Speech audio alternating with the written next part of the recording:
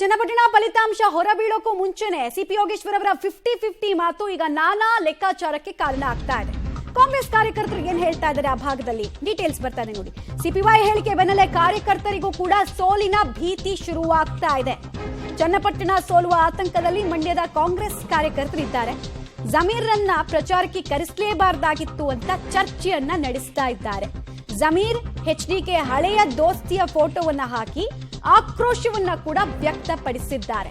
ನಾಗಮಂಗಲ ಯುವ ಕಾಂಗ್ರೆಸ್ನ ಟೀಮ್ ಸಾಮಾಜಿಕ ಜಾಲತಾಣದಲ್ಲಿ ಕಿಡಿಕಾರ್ತಾ ಇದೆ.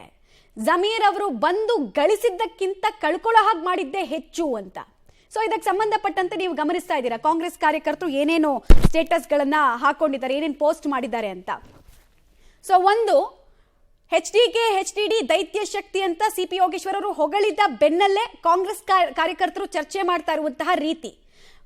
ಮುಸ್ಲಿಂ ಓಟ್ಗಳ ಕನ್ಸಾಲಿಡೇಷನ್ಗೆ ಅಂತ ಕರೆಸಿದ್ರು, ಆದ್ರೆ ಒಕ್ಕಲಿಗ ಸಮುದಾಯದ ಮತಗಳು ಆಂಟಿ ಕನ್ಸಾಲಿಡೇಟ್ ಆಯ್ತು ಅನ್ನೋದು ಈ ಆಕ್ರೋಶ ಭರಿತ ಪೋಸ್ಟ್ಗಳ ಹಿಂದಿರುವಂತಹ ನೋವು. ಹೀಗಾಗಿ ಸರಣಿಯಾಗಿ ಜಮೀರ್ ಅಹಮದ್ ಖಾನ್ ಅವರ ವಿರುದ್ಧ ಕಿಡಿಕಾರ್ತಾ ಇದ್ದಾರೆ ಕಾಂಗ್ರೆಸ್ನ ಕಾರ್ಯಕರ್ತರು.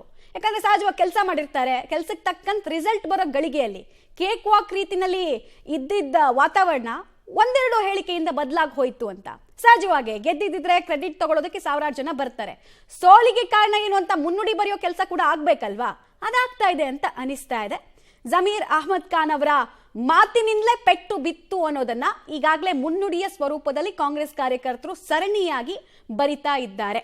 ನಾಗಮಂಗಲ ಯುವ ಕಾಂಗ್ರೆಸ್ ಟೀಮ್ ಪೋಸ್ಟ್ ಮಾಡಿರುವಂತಹ ಸ್ಟೇಟಸ್ ಅನ್ನ ಕೂಡ ನೀವು ಗಮನಿಸ್ತಾ ಇದ್ದೀರಾ. ಜಮೀರ್ ಅಹಮದ್ ಖಾನ್ ಹಾಗೂ ಕುಮಾರಸ್ವಾಮಿ ಅವರು ಒಟ್ಟಾಗಿರುವಂತಹ ಫೋಟೋ ಹಾಕಿ ಆಕ್ರೋಶವನ್ನ ವ್ಯಕ್ತಪಡಿಸ್ತಾ ಇದ್ದಾರೆ.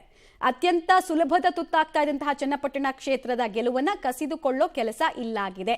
ಆಂಟಿ ಕನ್ಸಾಲಿಡೇಷನ್ ಆಗಿದೆ ಅನ್ನೋದು ಕಾಂಗ್ರೆಸ್ ಕಾರ್ಯಕರ್ತರ ಭಯಕ್ಕೆ ಕಾರಣ ಆಗ್ತಿದೆ. ಸಿಪಿ ಯೋಗೇಶ್ವರ್ ಅವರು ಇದನ್ನೇ ಹೇಳಿದ್ರು.